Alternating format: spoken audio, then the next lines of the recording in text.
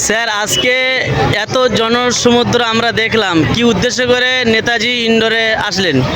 আমাদের মূল একটাই উদ্দেশ্য যে আমাদের পূর্বপুরুষ যারা অক্ষে লিল্লাহ যে জমিন তারা আল্লাহর উদ্দেশ্যে দান করেছিলেন, মসজিদ, মাদ্রাসা, কবরস্থান এবং গরিব মানুষের জন্য, সেই পবিত্র ভূমিকে কেন্দ্রীয় সরকার, যারা নরেন্দ্র মোদীর সরকার, তারা বিল পাশ করিয়ে ওয়াকফ সেই সম্পত্তিকে নিজেদের আয়ত্তে আনতে চলেছে। সেই জন্য আজকের আমাদের ইমাম মুয়াজ্জিনদের পক্ষ থেকে একটি সমাবেশ, সেখান থেকে আমাদের মানবিক মুখ্যমন্ত্রী তিনি বার্তা দিয়েছেন যে পশ্চিম বাংলায় ওয়াকফের এই আইন আমরা মানব না এবং আমরা প্রযোজ্য হতে দেব না।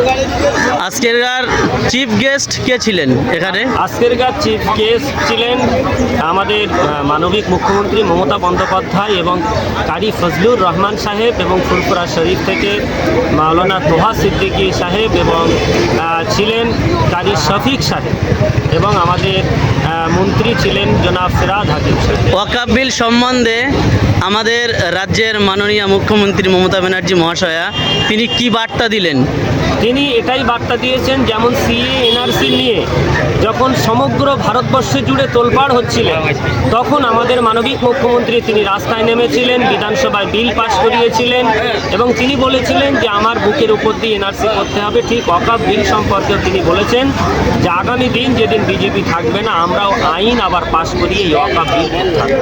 রাজ্যের মুখ্যমন্ত্রী এ বার্তাও দিলেন যদি আন্দোলন করতে হয় দিল্লি গিয়ে করেন, কি বলবেন এই সম্বন্ধে? মুখ্যমন্ত্রী বলেছেন যে দিল্লিতে পারমিশন নিয়ে, যেমন এর আগে কিছু ধর্ণা আমাদের বাংলা থেকে মুখ্যমন্ত্রী সহ টিম দিল্লিতে ধর্ণা, তিনি বলেছেন দিল্লি যখন পাশ করিয়েছেন তিনি সেই বার্তাটা এটাই বোঝাতে চেয়েছেন যে এই দিল্লির রাস্তা, দিল্লি ধর্ণা করলে এর প্রভাবটা বেশি পড়বে। বাংলায় যখন আমাদের মানবিক মুখ্যমন্ত্রী তিনিও চাইছেন না, সেই জন্য তিনি বলছেন যে এই আন্দোলনটা যদি দিল্লি করা যায় তাহলে এর প্রভাবটা আরও বেশি করে পড়বে।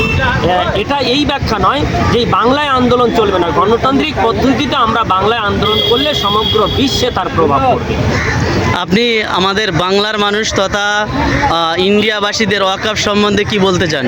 আমি বলতে চাই, গণতান্ত্রিক পদ্ধতিতে পৃথিবীর ইতিহাসে এই আন্দোলনের কাছে মাথা নত করে যেমন কৃষি বিল এনেছিলেন, সেই আইন প্রত্যাহার করতে বাধ্য হয়েছিল কেন্দ্রীয় সরকার।